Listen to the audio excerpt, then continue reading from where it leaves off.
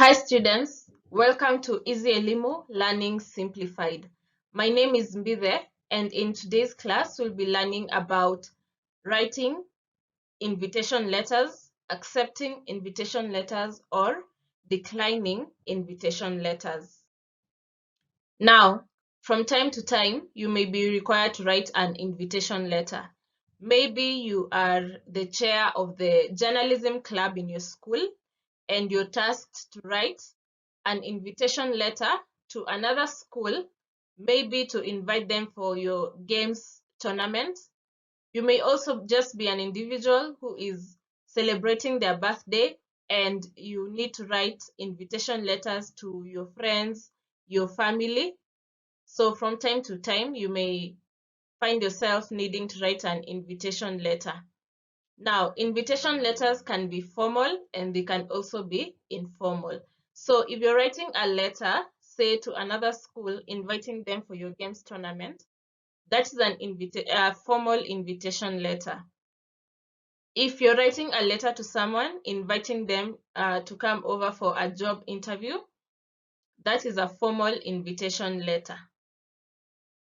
And if you're writing a letter to a friend, to a cousin, a nephew, a niece, inviting them for your birthday party, inviting them for your graduation party, inviting them for a wedding ceremony, that is an informal invitation letter. So these letters can be different in form of their structure, but they do have some general rules or general guidelines. There are some things that cannot miss in these letters, despite their structure and contents being different. And so we are going to have a look at those guidelines. And the first one is it should have the address of the person sending the invite.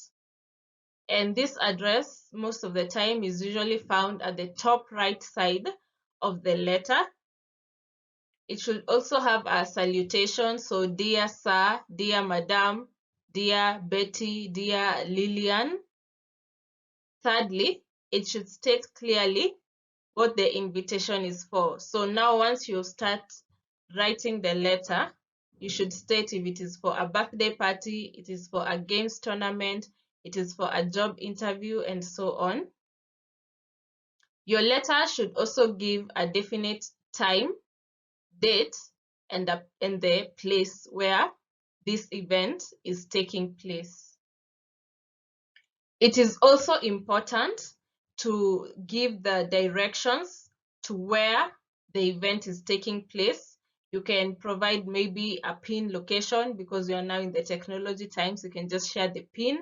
You can share a map. You can give an address. For example, it is near a certain landmark, maybe a hospital or something like that. And lastly, you can mention whether those attending should dress formally or casually if necessary. So, for example, if you're inviting another school to attend your games tournament, you can tell them to all be in games wear or sports wear. So, we are going to look at two examples of invitation letters. And the first one there is an invitation to a birthday party. When you look at the top right of this letter, you can see the sender's address, Stella Rose, PO Box 19, Machakos, and the date. There's also the salutation, Dear Lillian. Then when you go to the body of the letter, I have the pleasure of inviting you to my birthday party, which will be held on the 2nd of October 2020 at the Machakos People's Park in Machakos town. The party will start at 2 p.m. I hope you will be able to come. When you look at this letter, you can see that she has stated what this invitation is about, which is her birthday party. She has also given the time, which is 2 p.m., and she has given the date, 2nd October 2020, and she has also given the venue, which is Machakos People's Park in Machakos town. The second example we are going to look at is a formal letter. Remember, at the beginning we said that these letters may sometimes vary in structure. So this is a formal letter, and this is very different from the one that you just looked at before. So it says, the Board of Governors, the Parents Teachers Association, the head teacher, staff, and students of Bara Secondary School request the honor of the presence of Ms. Faiza Ahmed during their school prize giving day on Friday, 13th September 2020 at 9 a.m. We would like you to be our guest of honor. Guests are requested to be seated at 8:30 a.m. So we can see this letter is addressed to Miss Faiza Ahmed, and the time is stated there, 9 a.m. and the date, Friday, 13th September 2020. And they're also writing requesting her to be the guest of honor during this ceremony. Now, once you receive a letter, it is important to respond and to acknowledge that you got the letter and that you got the invite. And so there are several things you can consider when responding to an invitation letter. The first thing is to acknowledge that you received the invitation. So you may say, thank you for inviting me to your birthday party or something. Secondly, you should state whether you will attend the event or not. So if you're attending, then you're accepting the invite. If you won't be able to attend, then you're declining. It's important to communicate back and state whether you will attend or not. And if you're not attending, it's good to state why you will not attend. And so one of the sample letters that we looked at was a letter by Stella Rose inviting her friend Lillian to attend her birthday party. And so this is a letter where Lillian is accepting this invitation. When you look at the top right, you can see her address, Lillian Ann, PO Box 23, Machakos, and the date. So that is her address. Dear Stella Rose, that is the salutation. Then, thank you for inviting me to your birthday party. I have talked to my parents about it, and they are okay with me attending your party. I am excited and eager to come and celebrate you. Thank you for the invitation and for being such a good friend. So she has accepted and acknowledged the invitation, and she has also confirmed that she will be attending this particular birthday party.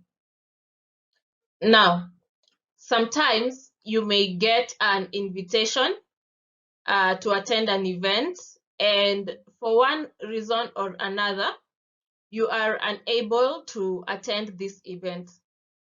It is important to write back and decline the invitation. Don't just remain silent. Write back, acknowledge that you have received the invitation, and then decline and state why you can't go. So we have a sample here from Faiza Ahmed, PO Box 133, Bara, and the date there, 10th September 2020. So this is Faiza's address. She's addressing this letter to the head teacher of Bara Secondary, and she says, thank you for the invitation to your school prize giving day. Unfortunately, I will not be able to attend the ceremony. On that day, I will be presiding over an event in Uganda. I will visit your school once I am back from Uganda. All the best in your event and pass my regards to the students. Yours faithfully, Faiza Ahmed. So when you look at this letter, on the first sentence there, she has said, thank you for the invite. So she has acknowledged that she indeed received the invitation. And then she goes ahead to say, unfortunately, I will not be able to attend the ceremony. So she has declined the invite. And then she says, on that day, I will be presiding over an event in Uganda. So the reason why she can't attend is that she will not be around. She will be in Uganda presiding over another event. She even goes ahead to make a promise that I will visit your school once I am back from Uganda. So this is a sample of how you can decline an invitation. So I hope you have understood, and now you're able to write a letter of invitation. You're able to accept or decline an invitation. For further practice, please have a look at the quiz there and attempt those questions. There are 5 of them. I will do the first one, then you can do the rest. Write down the 5 general guidelines one should follow when writing an invitation letter. We said that your letter should have your address, it should have the salutation, it should clearly state what the invitation is about, it should have a date, time, and venue, and lastly, should provide directions to the venue. Thank you for tuning in, and see you in our next class.